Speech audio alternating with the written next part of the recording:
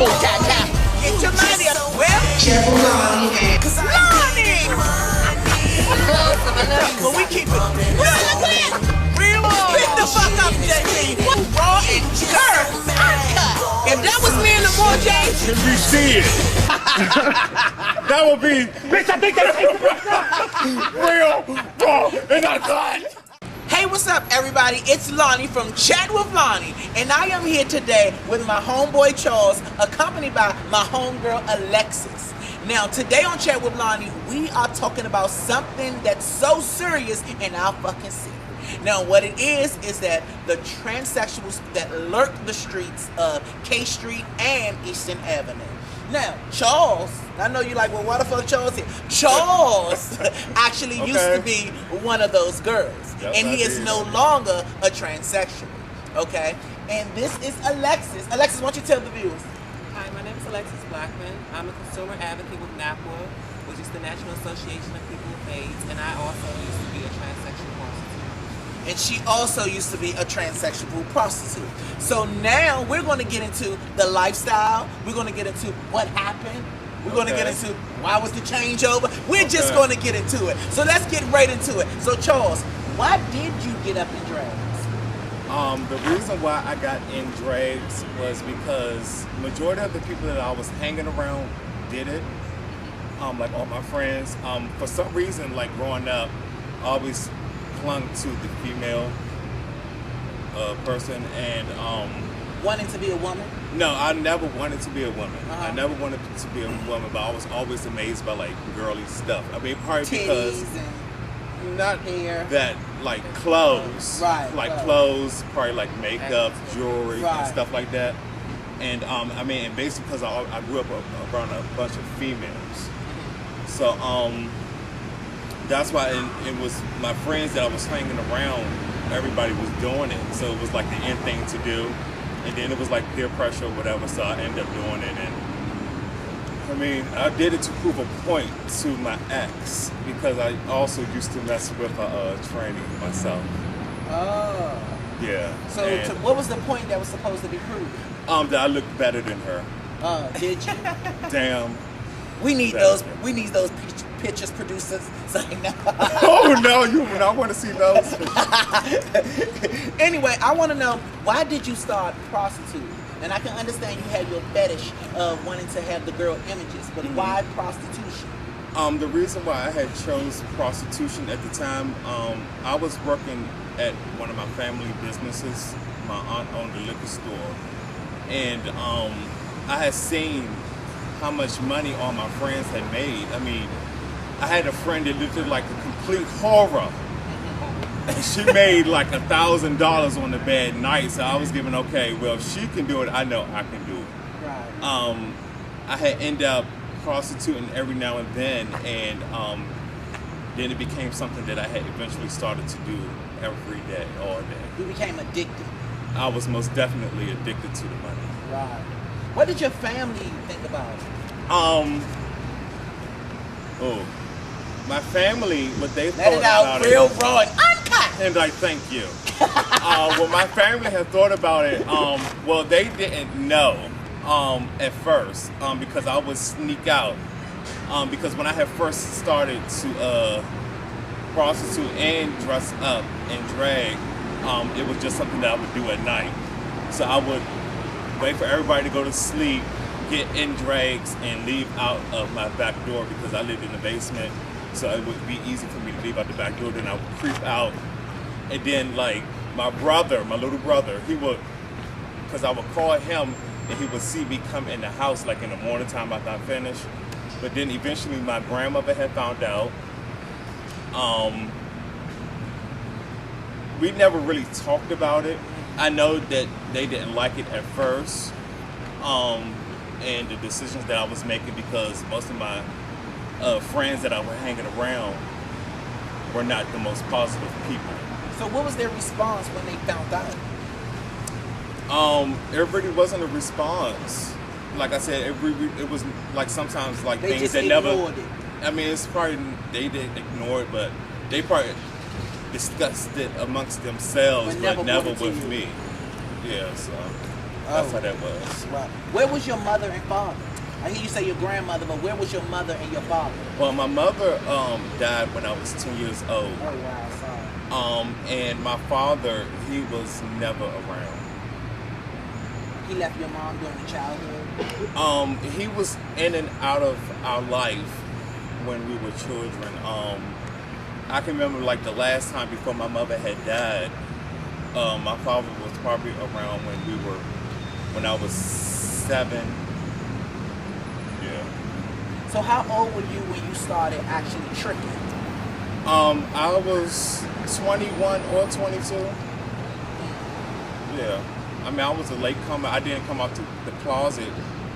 Nowadays they coming out 14, 13. No, like 6, 7, 5 and shit. Trannies? No, serious, real raw and uncut. Trannies. Trannies. What's the youngest you know of? Well, I came out a long time ago when I was 14. 14. So I don't know. Like it differs. I think it's a difference between Charles' situation and a real transsexual. I don't believe Charles is a real transsexual. Oh, so you don't believe that? You just believe it was something that you wanted to do? It was like a phase that I was going through. So what's the difference? A real transsexual feels incomplete as a man. They have psychological images that they belong as a female. And when you have that feeling, sometimes you won't go swimming. You don't feel comfortable with your own body. You don't feel comfortable with your genitalia. It's just something that you don't feel complete. That's why a lot of girls get plastic surgeries. They go through the procedures that they go through because that's when they start to feel more and more complete. Wow. That makes sense to me, though. That makes a lot of sense.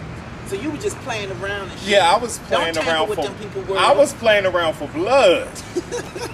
I was playing the whole time. Okay, so when you was tricking, mm-hmm. like both of you guys did this before. Y'all was tricking before down on what streets? I mean, I tricked on K Street and then eventually Eastern Avenue when the police started to really do the most downtown. Okay. So when you were tricking, what actual sexual activities did you do? Everything under the sun. Everything under the sun. What was your clients? Who was your clients? Lawyers, police officers, old men, white men? Everybody. Drug dealers. Drug dealers. Police. Boys judges, around the lawyers, way. Doctors. Wow. I mean, I even came across a family member. Wow. That did not know who I was. Producers, pull up his picture. It's like, no. Pour out the motherfucking picture. So look, when you was tricking and you was doing all this, did you tell them you was a man or did they know? You want to answer that? Oh, well, me. I mean, if you tricked on K Street, I mean, it was kind of the obvious, but I mean, you had came across some people that honestly did not know. Let me stop you right there. Okay, so K Street and Eastern Avenue. There's no real females down there tricking. I mean, you have. No, that's not true. They are on Eastern Avenue. They do have females that trick. The Eastern Avenue started out as a female prostitution. Yeah, that were mainly for crackheads. Yeah, they still or drug abusers. I'm not going to just say crackheads. Yeah, they still are people who indulge in illicit activity. Yeah. Right. K Street, 5th and K has always been for transgender prostitutes. Yeah. 14th and 15th and K is females. Right. So pretty much if you're in Washington D.C. and you grew up in New York, it's in books. Right. Yeah. So people know that that's what that area is about. I've met out-of-towners that know that that's what's in that area. Right. But I've also come across some people that honestly do not believe that I'm a transsexual. Right. So I don't. Me either. You look good as shit, Thank bitch. you. Well, I do have That's why I my called her. vagina name. Right. Oh, so you have everything done? Yeah. Oh. I have a cat. I Can we see it? That would be. Bitch, I think that's real, raw, and uncut. That would be. Oh my God. Oh, you slid down on that. So anyway, I want to know. Go back to the question. Did you tell them you were a man? I mean, some people I told around the time when I first started, I was like telling everybody. But then it got to a point that I mean, because I'm 6'7", and I would thought it would be the obvious. Yeah, that's what I was about to say. But some people honestly did not know. I mean, I carried myself, and I carried myself very well. I carried my weight well. You know, I was much smaller when I was prostituting and things. Right. How much smaller? Because you just. I was a whole lot smaller. I was like 100 pounds smaller. Right. Yes, I was. Oh wow. Do you ever feel like you were born in the wrong body? No. I do. You do? You feel like you were born in the wrong Ever since I was very small, I never liked sports. When you say ever since you were small, you knew you were supposed to be in girl. Like- How small? like when I have conscious, like, okay, I can go back to preschool. My Wow. best friends from preschool would tell you I used to go in the bathrooms and tell them who had the biggest dick. Wow. We used to play house. I used to be the mother, and one of the pieces of tray would be the father, and we would be, stuff like that. But I've always I played house when I was young too. You did too, always Joe. been a girl. I was a doctor. You know, the doctor got the, So you always physical was examinations. a girl. I've always been a girl. Always. I've never had any masculine traits whatsoever. Okay, so Charles, why did you stop tricking? When did it just stop for you? It had stopped for me because I had seen that I was really becoming a stuck-up individual. My ego was sky high, and I was actually about to go through the process of actually getting like my body work done as far as like silicone and stuff. And I had a dream that I didn't have no friends, that I was extremely gorgeous. Oh, wow. This was all the dream, right? Yeah, that was the dream. Of course. Right. And then what also had played a part in that is because I had contracted an STD. Oh wow. And during From tricking? yeah, and during my healing process from that STD, I had stayed in the house for 2 weeks. I didn't go out or nothing. So I was fully recovered from it. And then as I was about to go in the bathroom and shave all my facial hair off, I was like, well, let me shape it up and see what it looks like. Right. So I did that, and I was like, that is the person I've been looking for right there. That is Right. Charles. And ever since then, So you just stopped tricking and you gave up stopped. the drags and everything. I mean, I didn't start tricking immediately. Wow. But yeah, I had gave up drags. That was 4 years ago. Right. So when you gave up drag, you were still tricking as a main for a while? Yeah, for a while. Wow. And then I had eventually started selling drugs from what I was doing before I started getting into drags. I was a hardcore hustler and things. Right. Yeah, I was a trade. So Alexis, when did you stop tricking? I never stopped. Oh, you never stopped? Wow. Never stopped. To be completely honest, I still drink. You know, Is the money good? it's good for me. I don't know about nobody else. Okay. I don't want to be a prostitute. Don't get me wrong. I can't stand tricking, Right. but I have to trick at the moment. Right. It pays my bills. Right. Yes. On the Lonnie Show, bitch. It's real, raw, and uncut. I commend Alexis for that. That's hot. Because some people are in denial of what Yeah. they do. A lot of people are very in denial. Now, since you say that you do that, do you fear for your life? Because I know we have lost, a couple I no people. longer do. Okay. Because I don't trick on Eastern Avenue anymore. Like I used to That's take the those dangerous risks. street? That is Oh, most absolutely. definitely dangerous. I used to take a risk and go on Eastern Avenue. That's when I used to get high. Uh-huh. I haven't been getting high since January. I've been smoking dippers since January. Right. So when I smoke dippers, like I'm incoherent. Right. It's been times that I'll come down and I don't know what happened from this day to that day. Right. I've been thrown out of cars, I've been robbed, raped, woke up with knives to my throat, and being raped by some different guys, and they said if you move, we'll cut your jaw. Right. So I just stopped going on Eastern Avenue all in all because K Street is Northwest. Caucasians live in that area, and they're not having no shooting around their house. sometimes. So what makes Eastern Avenue It's so a black neighborhood. Oh, It's the projects. It's projects Together. blood. I mean, pretty soon Eastern Avenue is going to be cleaned too. right. Because they're doing what you call what is it called? Genocide, or it begins with a G. It's basically when they come in and they take the city and they push everybody out. Right. That is basically what's going on in the city. They started in the northwest quadrant. They moved down to southwest. They're going to do northeast and southeast next. Right. They're just moving along right now. They're working their way into northeast because they're on 8th Street, which is northeast, which does not look the same. Right. No, it does not. So look, by you knowing that and all of us knowing that about Eastern Avenue, why do the girls still go up there and trick? Because Eastern Avenue is very lucrative. When I used to see it, K Street, it was nothing like it was when I first had started tricking. Eastern Avenue was the new trick spot. And I mean, a lot of girls feel comfortable over there. I mean, you can be banging. I mean, it's a lot of girls that, I don't consider a lot of girls that trick on Eastern Avenue as transgenders, or it's a lot of just drag queens out there, just boys that just dress in drag. It was a lot of money over there, but it was very dangerous. Right. So and it still is to this day. You make the most money with. I make a lot of money anywhere I go. Right. Yeah.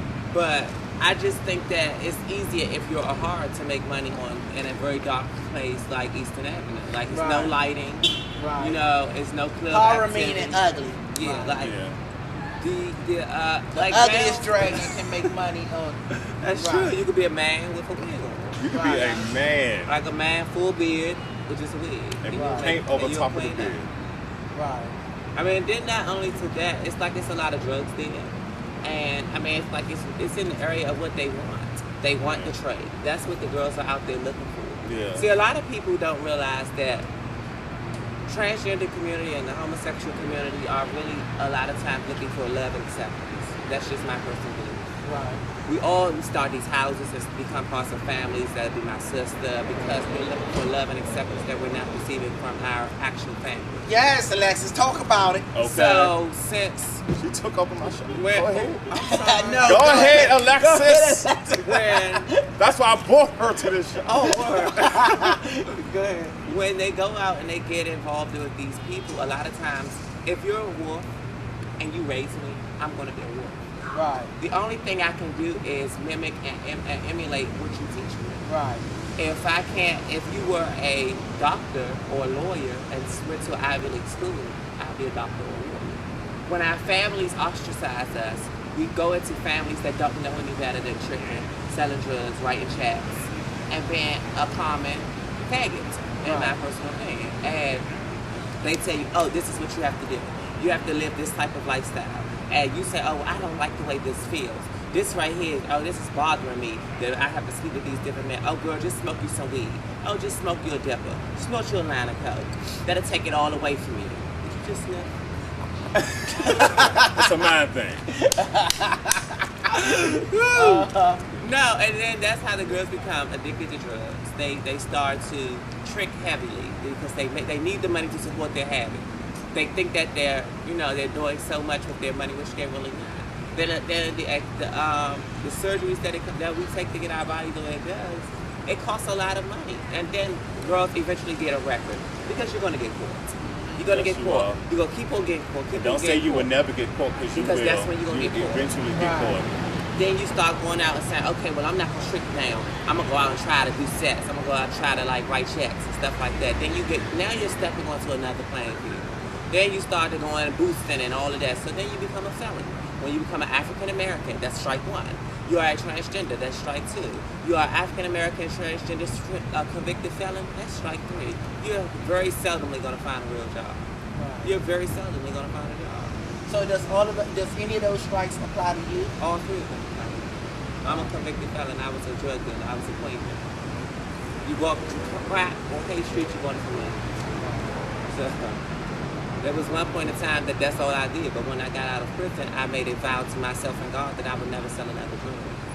And I've stuck to that. That's why I went back to prostitution. Because for real, I can sell drugs again. And I can make a lot of money, just like I did before. But I don't want to get caught again because they're not gonna keep on giving you the same amount of time they gave you the first time. They're gonna say, "Oh, you think we're playing?" Right. So we're gonna show you that we're not. And I don't like to turn my life over to somebody like that. Right. You know. And right now I'm in the process of getting a new job, and I just want a stable job that will pay me enough that I don't have to drink. Right. I don't want to drink. I want a white picket fence, 2 cars, and go to work, come home, cook and clean. Right. Okay. That's all I want. So did you ever do you work now? I do. I'm a consumer advocate for nothing, but my job doesn't pay me a lot. Right. I'm on a stipend position. Right. So I have a car note, car insurance, rent. I have the basic needs of every adult. And the money that my job pays does not meet my, and I can't get money from anywhere else because I don't qualify. Wow. So Charles, how is life for you now as Charles? My life is a whole lot better. I don't suffer from anxiety, which I used to suffer from when I was a transgender, because I always felt that everybody was looking at me funny. My mind is clear. I don't have to prostitute anymore. I'm also an outreach worker for THE, which stands for Transgender Empowerment. What I try to do is educate these young ones out here, even though their organization is just geared to people who are HIV positive. I try to teach them the risk of going out prostituting because it's a lot of doors that are opening up for the transgender community. And a lot of people are not taking advantage of that. Give us examples. You have a lot of girls that, they can go to school. School, As get an a education. transgender. Yes. I went to college. Yes. And some of them just be afraid to apply for jobs because of the rejection, or they will apply to one job, get rejected, and then they'll be over. You have to continue. It's a lot of doors that's going to be closed in front of you, but you have to continue to open them up. Right. I'm about to, soon I will be starting school to become an esthetician. And I'm also working with one of my best friends, Dante Morrison, in a stage play called The Battle. And it has really opened my heart up to my love for the arts, which I've always dealt with my whole life. Right. And I'm so proud of my best friend for bringing that to the light. Because, DC is the #1, well, I'm not sure if it still is, but they say it was at one point in time the #1 city in the United States with the highest Rate of HIV. rate of HIV and AIDS, so it still is. But see, the reason that they say that is because of the size of the city. Yes, per capita. The city is so small that we have like 500,000 cases of untreated HIV or treated HIV, and that we know of. So they go by person by square feet. So if you live in Texas, which is the biggest state in the United States, and you have the same amount of people that live here, they spread it out more. So they say it's not as many people because it's a bigger population. Yeah. They go by percentage of the population. And they say, isn't it 1 out of every 3 people? Yeah. Because it's the population. That's like if we have a population of 1 million people, and out of the population of 1 million people, we have 300 and some odd thousand that have HIV. Mm-hmm. Just to say for instance, if we had a population of 10 million and we still had 300,000, it doesn't look the same. That's because of the people that can fit in this city. Do you guys have any transgenders that have been killed? Or Stephanie, you can. It's Nana Matt. was that a wake up call for you? Well, Stephanie and you kid. See me, I don't play pussy. Right. I don't play like I'm a girl. I'm not gonna do that. If you don't know, I'm not gonna tell you right then and there because that might get you killed. Right. If it's a group of piece of trade there and they trying to talk to you and you just come out, oh, I'm not a girl.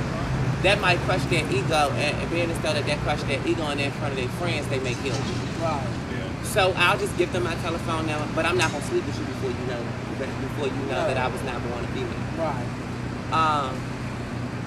I believe that sometimes we as girls, I mean, I know that that's your personal business, but you also need to know that there's certain things that you're not supposed to play with other people too. You can't control another person's actions, and a lot of times we have to be responsible for the part that we play in that. That's right. You know, you can't expect that you can spring someone. Everybody's not gay. So a lot of the girls have been killed because guys have found out that they were actually men. Well, actually, what happened in their case, if I'm not mistaken, because I've only heard this through the gay hotline, which is Right. that they slept with one of the guys. One of the guys, they slept with the guy, and the guy didn't know that was a transsexual. Right. He was trying to talk to them as they were driving around in their car, around his neighborhood, around his friends. And his friends said those are some faggots. Right. He got upset, and he shot their car. Right. We're talking about the Stephanie Kid situation? Yeah. The other girls, she was trying to talk to a guy. And he said, don't play with me like that. I mean, and she continued. Knew what she was. Yeah, she continued on to pursue him. And it right there, it like, that's playing with his manhood. Right. But the girl, I don't know what happened with the show. I have no idea what happened. That was with her. one of the most That's recent. the recent. Right. I don't know what happened with her. I mean, just like the ambulances killed one of our girlfriends.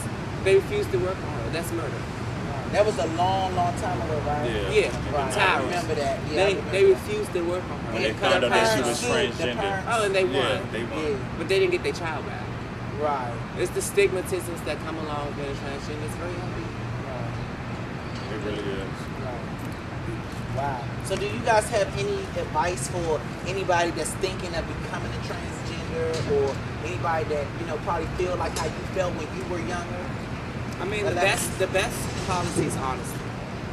And I say that in all aspects of walk of life.